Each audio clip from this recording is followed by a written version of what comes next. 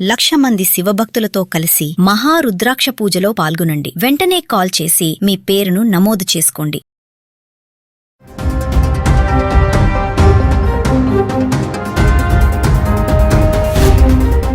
నమస్తే, welcome back to Suman TV. Present మనతో పాటు ఉన్నారు అనలిస్ట్ మందరి కృష్ణారెడ్డి గారు. నమస్తే సార్. నమస్తే అమ్మ.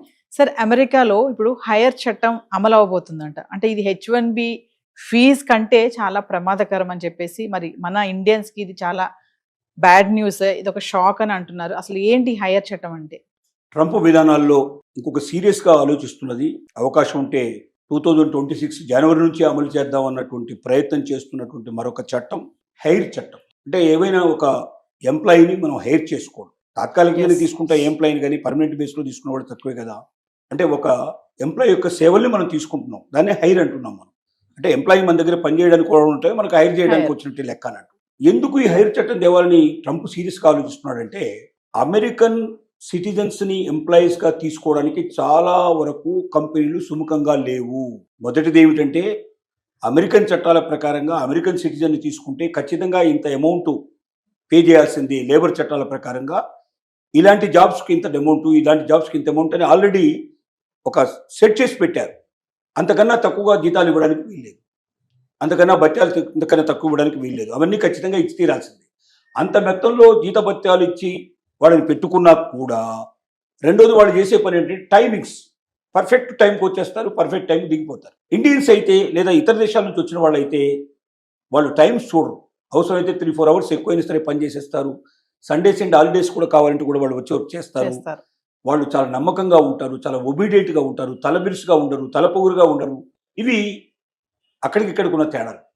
అక్కడ ఒక 4th క్లాస్ ఎంప్లాయీ అయినా సరే, ఒక సర్వెంట్ మేడో సర్వెంట్ బాయ్ అయినా కూడా కారులో వస్తాడు, కారులో దిగుతాడు. అతనికి మనమే గుడ్ మార్నింగ్ చెప్పి లేదా అతన్ని వెల్కమ్ చెప్పి మన లోపలికి పిలవాలి. మనతో పాటుగా కూర్చోబెట్టుకొని, మన పక్కన కూర్చోబెట్టుకుని వాళ్ళకి టీ కానీ భోజనం కానీ వాళ్ళకి ఏమైనా సరే సర్వ్ చేయాలి. వాళ్ళకి చాలా గౌరవంగా చూడాలి, గౌరవంగా సాగనంపాలి. ఇలాంటివన్నీ దీనికన్నా ఏంటంటే, వలసవాదులు అయినట్టయితే, వలస నుంచి వచ్చిన వాళ్ళైతే, ఇతర దేశాల నుంచి వచ్చిన వాళ్ళైతే ఎప్పుడు ఒబీడియంట్గా ఉంటారు. వాళ్ళు ఎప్పుడు మనల్ని బాసలాగా చూస్తారు. వాళ్ళు ఎంత సమయమైనా వాళ్ళు మనకు పనిచేస్తారు. వాళ్ళ వల్ల మనకు చాలా కలిసి వస్తుంది. తక్కువ జీతంలో ఎక్కువ పని చేయగలిగేటువంటి అవకాశాలు వలసవాదుల దగ్గర ఉంటాయి.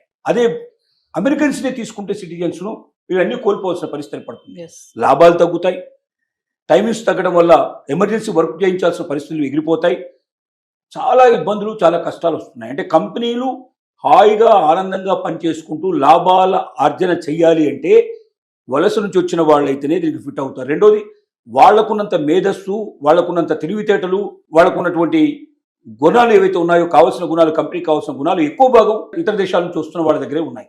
అలాంటి ఎమినెంట్ పర్సన్స్ని సెలెక్ట్ చేసి తీసుకుంటున్నారు వాళ్ళు. ఇక్కడ అలాంటి వాళ్ళు దొరకడం లేదు. అంటే దొరికిన వాళ్ళనే పెట్టుకోవాలి, 4-5 టైమ్స్ ఎక్కువ జీతాలు ఇవ్వాలి, ఒబీడియన్సీ ఉండదు, ఎక్కువ టైం పనిచేయరు. ఇలాంటివన్నీ సమస్యలు ఉన్నాయి. దీనివల్ల హెయిర్ సిస్టమ్ ఇప్పటిదాకా బాగా పనిచేస్తుంది. ఇప్పుడు హెయిర్ చట్టం కొత్తగా ఏం తీసుకురావాలని అనుకుంటున్నాడు ట్రంప్ అంటే, ఏ కంపెనీ అయినా ఇతర దేశం నుంచి ఒక ఎంప్లాయీని తీసుకోవాలి అంటే, అమెరికన్ సిటిజన్ కాకుండా తీసుకోవాలంటే, అతనికి చెల్లించే జీతం ఎంత ఉంటుందో దాంట్లో 25% అమౌంట్ ఈక్వల్గా ట్యాక్స్ కట్టాలి. దాన్ని హెయిర్ చట్టం అని తీసుకొస్తున్నారు. అంటే H1B వీసా అయితే ఒక్కసారి $1,00,000 పిల్లించేస్తే వాడు ఎంతకాలం అయినా సరే వాడు పని చేసుకోవడానికి అవకాశం ఉంటుంది. ఇది అట్టా కాదు. ప్రతి నెల 25% అంటే అతని జీతం సపోజ్ ఒక 50 లక్షలు, ₹1,00,00,000 ఉందనుకుందాం పర్ మంత్. దాంట్లో 25% ఎగిరిపోతుంది. 4 నెలలు అయ్యేసరికి $1,00,00,000 పే చేసినట్టే అవుతుంది. అంటే జీవితాంతం పే చేయాలి. ఎన్నాళ్ళు అయితే అతను పని చేస్తాడో అన్నాళ్ళు పే చేసుకుంటూ పోవాలి. ఇది పెద్ద గుడిబండలాగా తయారైపోతుంది. కాబట్టి హైర్ చట్టం తీసుకొచ్చినట్టయితే దాదాపుగా 80-90% ఇతర దేశాల నుంచి వచ్చేటువంటి టోటల్గా తగ్గిపోతుంది. అదిగాక H1B వీసాకు సంబంధించినటువంటి చట్టాన్ని మరి అమలు చేయాలంటే అక్కడ సెనెట్లో కొంచెం గొడవలు వచ్చేటువంటి అవకాశాలు ఏర్పడ్డాయి. అక్కడ చట్టాలు కూడా ఒప్పుకోవట్లేదు. అక్కడ ఉన్నటువంటి కోర్టులు కూడా దానికి వ్యతిరేకిస్తున్నాయి. కానీ హైర్ చట్టాన్ని వ్యతిరేకించడానికి అవకాశం ఉండదు. వీసా వేరు, ఇక్కడ ఉండేటువంటి హైర్ చట్టం వేరు. రెండింటి మధ్య తేడా ఉంది. వీసా అనేది ఇతర దేశాల వాళ్ళు మన దేశంలో ప్రవేశించడానికి ఇచ్చేటువంటి ఒక అవకాశం. అది మన దేశం వాళ్ళు ఇతర దేశాలకు వెళ్ళాలంటే కూడా మనకు అవకాశం ఉంది. కాబట్టి ఒక దేశం వాళ్ళని మనం రిస్ట్రిక్ట్ చేస్తే రేపొద్దున మన దేశం వాళ్ళని వేరే వాళ్ళు రిస్ట్రిక్ట్ చేస్తారు. కాబట్టి అలాంటి చట్టాలు ఒప్పుకోవడానికి కష్టం. కానీ హెయిర్ చట్టాన్ని ఒప్పుకోవడానికి పెద్ద కష్టమైన విషయం కాదు. అది 100% ఆమోదించే అవకాశాలు ఉన్నాయి. ఒకవేళ ఈ చట్టం అమలు పరిస్తే 90% ఆఫ్ ది అదర్ కంట్రీస్ నుంచి వచ్చి పనిచేసేటువంటి వలసలో వచ్చేటువంటి విధానంలో వచ్చిన వ్యక్తులు ఎవరుతున్నారో వాళ్ళు రావడం ఆగిపోతుంది. కంపెనీలు ఆ సాహసం చేసే ప్రయత్నం చేయవు. అప్పుడు ఏదో రకంగా అమెరికాలో ఉండే వాళ్ళని తయారు చేసుకుంటూ, అమెరికాలో ఉండే వాళ్ళని డెవలప్ చేసుకోవడానికి ప్రయత్నం చేస్తూ, అవసరమైతే వాళ్ళే ట్రైనింగ్ను డెవలప్ చేసి వాళ్ళే మలుచుకోవడానికి ప్రయత్నం చేస్తారు తప్ప ఇతర దేశాల వాళ్ళని వచ్చే అవకాశాలు పూర్తిగా ఆగిపోతాయి. దానివల్ల అమెరికన్స్ ఉద్యోగాలు ఖచ్చితంగా దొరుకుతాయనే ఉద్దేశంతో హెయిర్ చట్టాన్ని తీసుకురావడానికి ఉద్యుక్తుడవుతున్నాడు ట్రంప్. అది తొందరలోనే అమలు చేసే అవకాశం ఉంది. అంటే వైట్ కాలర్ ఉద్యోగులు ఎవరైతే ఉంటారో వాళ్ళు ఎవరిని కూడా ఇండియాకి రాకుండా చేయడానికి ఈ ప్లాన్ అనుకోవచ్చు అంటారా? ఇప్పుడు బ్లూ కాలర్ ఉద్యోగాలని కొన్ని ఉన్నాయి, వైట్ కాలర్ ఉద్యోగాలు ఉన్నాయి. ఇంట్లో రకరకాలుగా ఉంటాయి. అంటే ఏం లేదు, బయటకు పోయి పనిచేసేవి కొన్ని, ఆఫీస్లో ఉండి పనిచేసేవి కొన్ని సుఖవంతంగా పనిచేసేవి కొన్ని, కొంచెం కష్టంతో పనిచేసేవి కొన్ని, ఇట్లా రకరకాల బట్టి వైట్ బ్లూ రకరకాల పేరు పెట్టారు. ఇప్పుడు బ్లూ కాలర్ ఉద్యోగాలన్నీ కూడా ఇప్పుడు చైనాకి వెళ్ళిపోయినాయి. ఇక్కడ అమెరికాలో బ్లూ కాలర్ ఉద్యోగాలని ఆల్మోస్ట్ ఆల్ తగ్గించే ప్రయత్నం జరిగింది. చైనాకి ఎక్కువగా వెళ్తున్నారు వాళ్ళు. ఇక వైట్ కాలర్ జాబ్స్ ఎక్కువ మాత్రం ఇండియాకి వస్తున్నాయి ఇప్పుడు మొత్తం కంపెనీ. ఎందుకంటే ఎక్కువగా వాళ్ళు ఆఫీస్లో కూర్చొని చేసే పని ఎక్కువగా ఉంటుంది, కదలకుండా కూర్చొని చేసే పని ఎక్కువ ఉంటుంది, మెదడుతో చేసే పని ఎక్కువ ఉంటుంది.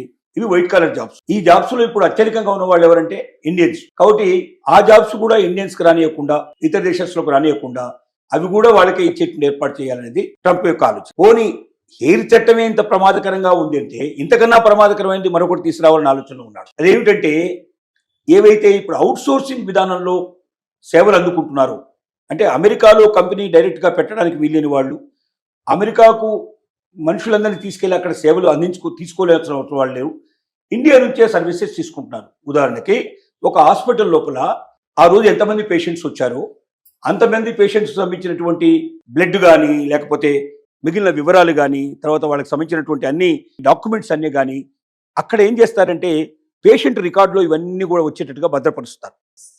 అంటే ఆ పేషెంట్కు కొత్తగా చేసినవి పాతవి అన్ని కలిపి ఒకే దాంట్లో రికార్డులో ఉంటాయి. ఆ నెంబర్ కొట్టంగానే ఆ పేషెంట్కి ఒక నెంబర్ ఇస్తారు. ఆ పేషెంట్ నెంబర్ కొట్టంగానే ఆ పేషెంట్ సంబంధించిన మొత్తం కంప్లీట్గా డేటా, అతను పుట్టినప్పటి నుంచి అప్పటిదాకా ఉండేటువంటి మొత్తం ఇన్ఫర్మేషన్ అంతా బయటకు వస్తుంది. అతనికి ఎన్నిసార్లు ఆపరేషన్ జరిగింది, ఏం చేశారు, ఏం జరిగింది, ఆరోగ్యపరంగా అతనికి ఉన్నటువంటి ప్రతి లక్షణం, ప్రతి సంగతి తెలుస్తుంది. అంటే మళ్ళీ కొత్తగా పరీక్షలు చేయాల్సిన అవసరం లేకుండా వెంటనే వైద్యం మొదలు పెట్టడానికి అది ఉపయోగపడుతుంది. దానివల్ల సమయం కలిసి వస్తుంది, మనీ ఆదా అవుతుంది. ఇంకటి చాలా మళ్ళీ చేయాలంటే చేసినవే చేసి ఖర్చు విపరీతంగా పెరుగుతుంది. ఇండియాలో లాగా కాదు, ఒక పరీక్షకి ఇండియా లోపల ఒక 10,000 రూపాయలు ఖర్చు అవుతుంది అనుకుంటే అక్కడ లక్షల్లో ఖర్చు అవుతుంది. కాబట్టి వీటన్నిటిని నిరోధించడానికి అవకాశం ఉంటుంది. అది ఖచ్చితంగా మస్ట్ అన్నట్టు. అక్కడ ఉన్న చట్ట ప్రకారంగా ఒక పేషెంట్కు సంబంధించిన రికార్డ్స్ మొత్తం 100% అవైలబిలిటీ ఉండాల్సిన బాధ్యత గవర్నమెంట్ది. తర్వాత కొన్ని కంపెనీస్కి దాన్ని అవకాశం ఇచ్చారు. ఆ కంపెనీల పని ఏమిటంటే మొత్తం రికార్డ్స్ అన్ని భద్రపరచాలి. వాళ్ళు అన్ని హాస్పిటల్స్ నుంచి ఇన్ఫర్మేషన్ తీసుకొని భద్రపరచాలి. లేదా హాస్పిటల్స్కి అప్పచెప్పారు, మీ హాస్పిటల్లో ఎంతమంది పేషెంట్స్ వస్తారో అంతమంది సంబంధించిన రికార్డ్స్ మీ దగ్గర రెడీగా ఉండాలి. అది అక్కడే చేయాలంటే, అమెరికాలోనే ఇవన్నీ చేయాలంటే విపరీతమైన ఖర్చు వస్తుంది. ఒక పేషెంట్కు వాళ్ళు చేసే ఛార్జ్ కన్నా పేషెంట్స్ రికార్డులు భద్రపరచడానికి అయ్యేటువంటి ఖర్చు చాలా ఎక్కువ. కాబట్టి ఏం చేశారంటే పేషెంట్ సంబంధించిన ఇన్ఫర్మేషన్ మొత్తం వాళ్ళు ఏముంది ఆన్లైన్లో మొత్తం ఇన్ఫర్మేషన్ పంపించచ్చు, వాట్సాప్ రూపంలో, లేదా కాపీ చేసి పేస్ట్ చేసేస్తే ఇమీడియట్గా మొత్తం ఇన్ఫర్మేషన్ వచ్చేస్తుంది కంప్లీట్గా. దాన్ని తీసేసుకొని కంప్యూటర్కి పంపించచ్చు. అలా పంపించినప్పుడు ఇక్కడ వాళ్ళు ఏం చేస్తారంటే దాన్ని అంతా ఒక పేషెంట్ దాంట్లోకి వచ్చేటట్టుగా చేసి దాన్ని ఏ రూపంలో ఎలా పెట్టాలో, పీడిఎఫ్లో పెట్టాలో, మిగతా దాంట్లో పెట్టాలో అన్నీ పెట్టేసి కంప్లీట్ చేసి ఆ ఫైల్స్ తిరిగి రిటర్న్ చేస్తారు. అది పేషెంట్కు అక్కడ వాళ్ళు భద్రపరిచి పెడతారు. అంటే వాళ్ళకి ఏమవుతుందంటే అమెరికాకు ఎంప్లాయీస్ని తీసుకెళ్లాల్సిన అవసరం లేకుండానే అక్కడ అయ్యే ఖర్చులు ఒక 5%, 10% ఖర్చు పెడితే వాళ్ళకు ఇండియాలోనో లేకపోతే ఇతర దేశాల నుంచో ఆ రికార్డ్స్ అన్ని చేసే అవకాశాలు ఉన్నాయి. అందులో అత్యధికమైన సర్వీసులు ఇండియా నుంచి పెడుతున్నాయి. 70% అవుట్ సోర్సింగ్ మొత్తం సంబంధించిన సర్వీసెస్ అమెరికాకు ఇండియా నుంచి అందుతున్నాయి. ఇప్పుడు ఈ అవుట్ సోర్సింగ్ అయ్యేటువంటి ఏదైతే ఖర్చు వస్తుందో, ఆదాయం ఖర్చు పెడుతున్నారో, అవుట్ సోర్సింగ్కి ఎంతైతే డబ్బు చెల్లిస్తున్నారో అమెరికా నుంచి అమెరికన్ కంపెనీస్, దాంట్లో 25% ట్యాక్స్ రూపం లోపల అమెరికా ప్రభుత్వానికి చెల్లించాలని కండిషన్ తీసుకురాబోతున్నాడు. ఇది పెడితే చాలా కంపెనీలు అవుట్ సోర్సింగ్ ఆపేసే అవకాశం ఉంది. అవుట్ సోర్సింగ్ ఆపేస్తే మనకు వచ్చే జీడిపిలో 65% జీడిపి, అంటే 100 రూపాయలు మనకు ఆదాయం వస్తుంది అంటే కేంద్ర ప్రభుత్వానికి, దాంట్లో 65 రూపాయలు సుమారుగా అవుట్ సోర్సింగ్ ద్వారానే, సర్వీసెస్ ద్వారా, మొత్తం సేవల్లో వస్తుంది. ఆ మొత్తం సేవల్లో ఎక్కువ భాగం విదేశాల నుంచి వచ్చేటువంటి దాంట్లో అమెరికా నుంచి వచ్చేది 70% సుమారుగా ఉంది. అంటే ఇంత పెద్ద మొత్తంలో వచ్చేటువంటి డబ్బు ఆగిపోతే ఇండియన్ ఎకానమీకే పెద్ద దెబ్బ తగిలే అవకాశం ఉంది. ట్రంప్ యొక్క మూడవ ఆలోచన ఏమిటంటే అమెరికా వాళ్ళకి ఉద్యోగం ఇప్పించాలని ఒక ఆలోచన అయితే, ఇతర దేశస్తుల వాళ్ళని తగ్గించాలని ఇంకొక ఆలోచన అయితే, భారతదేశాన్ని దెబ్బ కొట్టాలనే ఆలోచన మూడవ ఆలోచన. భారతదేశాన్ని ఎందుకు దెబ్బ కొట్టాలనుకుంటున్నాడంటే ప్రపంచ దేశాల్లో ఇప్పుడు భారతదేశం మనకు ఉన్న ప్లేస్ లోపల 4th ప్లేస్లో ఉన్నట్టు దాన్ని 3rd ప్లేస్ నుంచి 1st ప్లేస్కి వచ్చే అవకాశాలు మూడో దేశం నుంచి ఇప్పుడు 1వ దేశం రావడానికి మనం ప్రయత్నం చేస్తూ ఉన్నాం. ఈ 1వ దేశంగా వచ్చి అమెరికాను కూడా మించిపోవడానికి అతి ఉరకలు వేస్తున్న దేశం ఏంటంటే భారతదేశం. ఇంకా వేరే వాళ్ళు ఎవరు ఈ కాంపిటీషన్ లేరు ప్రస్తుతానికి.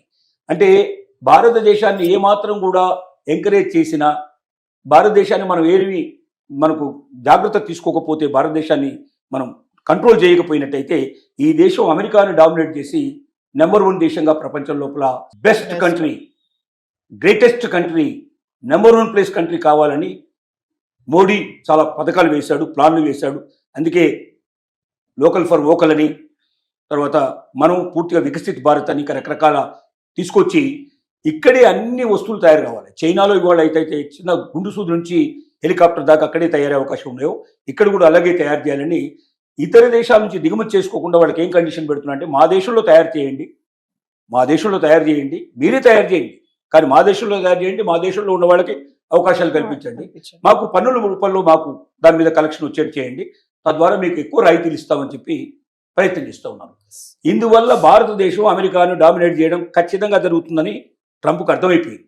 కాబట్టి దాని నుంచి ఎట్టి పరిస్థితుల్లో భారతదేశాన్ని రానివ్వకుండా ఒకవేళ తగ్గింపజేయగలిగితే అమెరికాకు ముప్పు ఉండదు, అమెరికా నెంబర్ 1 ప్లేస్లోనే ఉంటుందనేది ఇంకొక భావన.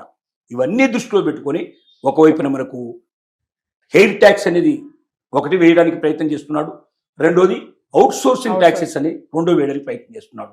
ఈ 2 అమలు అయితే భారతదేశం నుంచి ఒకటి అమెరికాకు వెళ్లే వాళ్ళ సంఖ్య గణనీయంగా తగ్గిపోతుంది, రెండోది భారతదేశానికి వచ్చేటువంటి ఆదాయం గణనీయంగా తగ్గిపోతుంది. ఈ 2 రకాల ప్రమాదాలు అమెరికా భారతదేశానికి ఇప్పుడు పెట్టిన పరీక్ష. ఈ పరీక్షలోంచి ఇండియాలో ఎలా నెగ్గుతారనేది మనకు తెలియదు. Thank you.